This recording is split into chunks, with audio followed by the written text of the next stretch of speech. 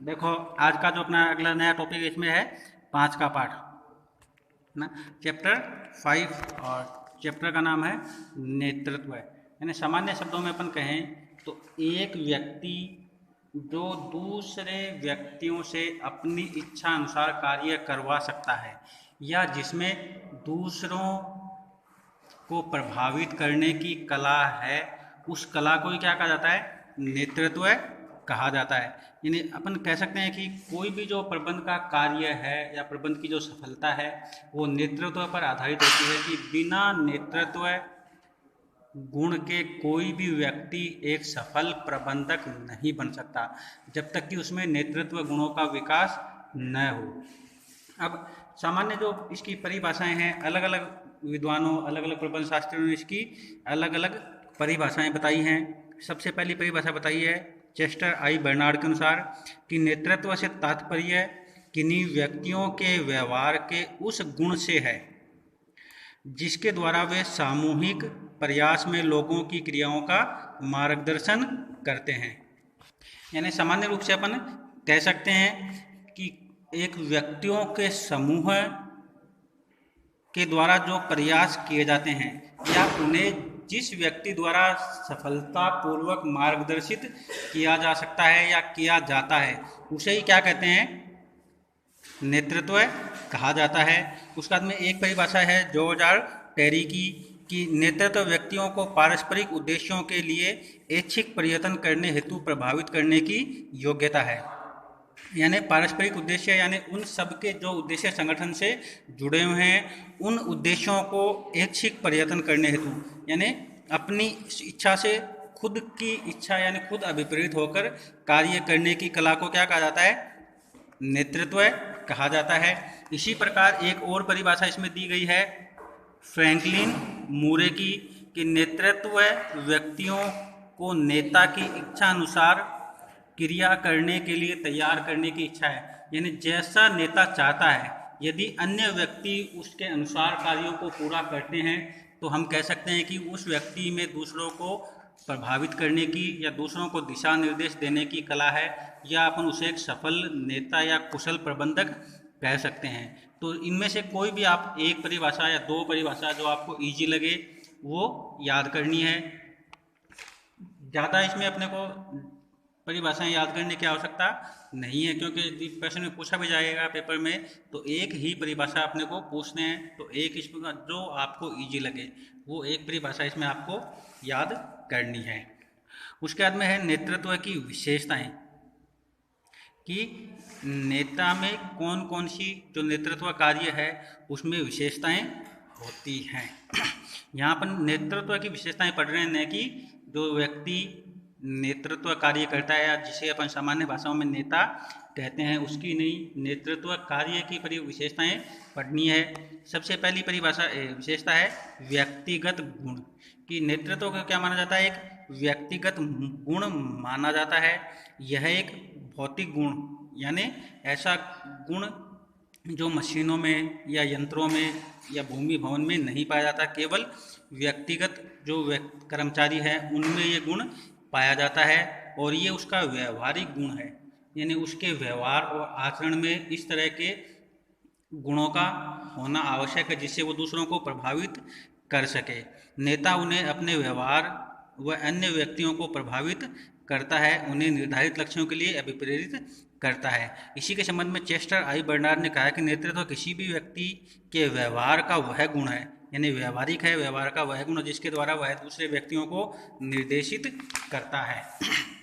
उसके बाद में दूसरी इसकी विशेषता है अनुयायी। अनुयायी यानी उसकी बात मानने वाले उसके फॉलोवर जो उसके अनुसार कार्यों को पूरा करते हैं।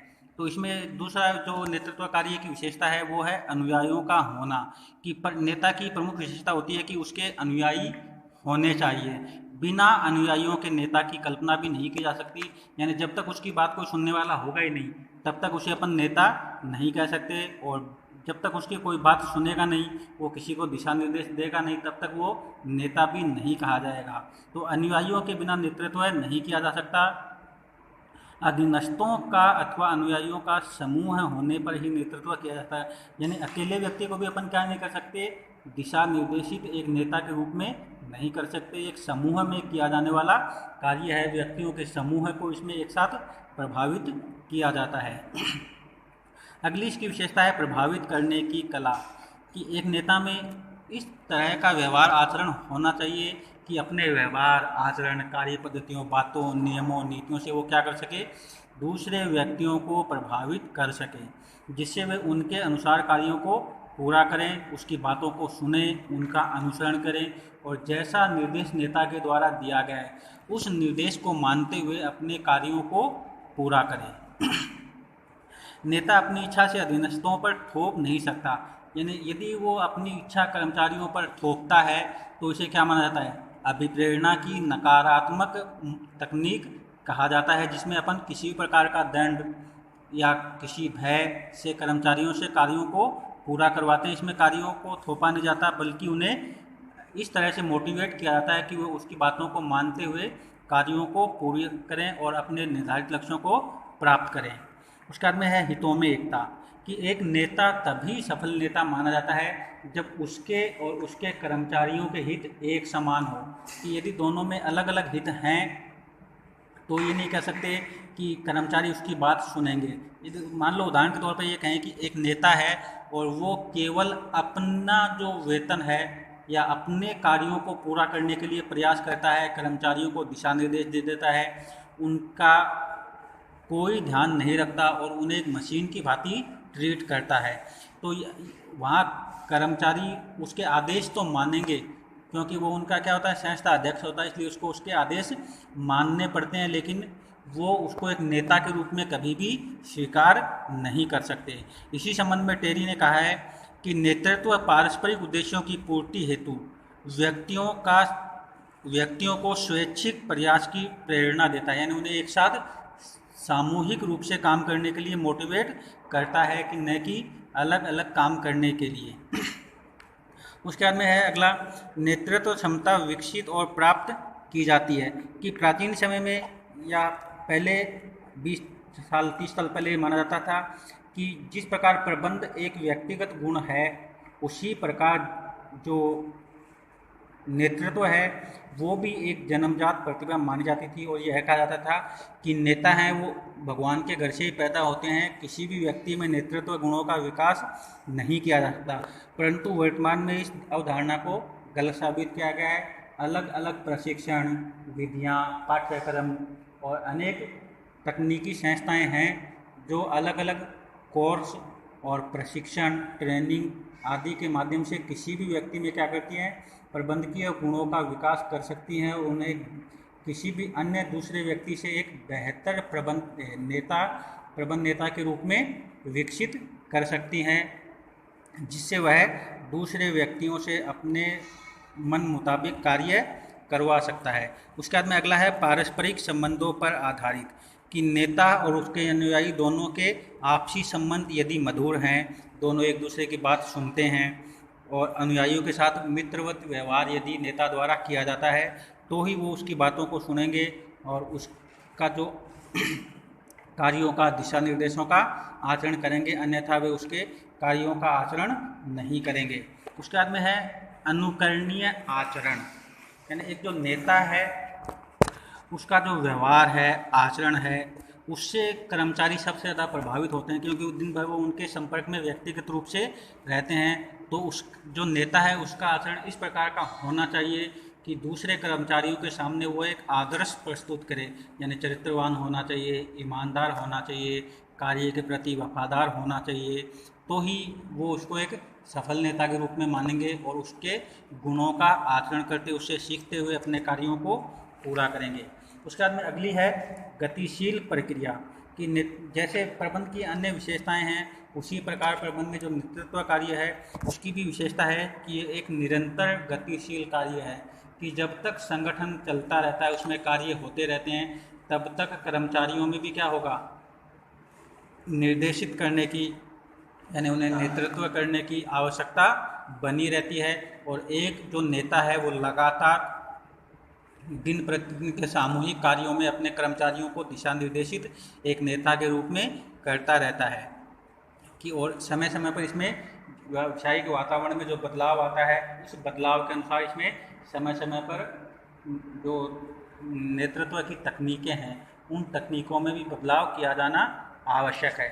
उसके बाद में है औपचारिक और अनौपचारिक, कि नेतृत्व एक ऐसा कार्य है जो औपचारिक रूप से भी पूरा किया जा सकता है और अनौपचारिक रूप से भी पूरा किया जा सकता है। दोनों विधियों से इसको पूरा किया जा सकता है। अनौपचारिक रूप जिसमें अपन व्यक्तिगत रूप से उनको दिशा निर्देशित करते हैं, और औपचारिक जिसमें किसी लिखित आदेश या निर्देश के रूप में उनको अभिप्रेरित किया जाता है। उसके बाद में अगली इसकी विशेषता है कि सभी प्रबंधक नेता नहीं होते।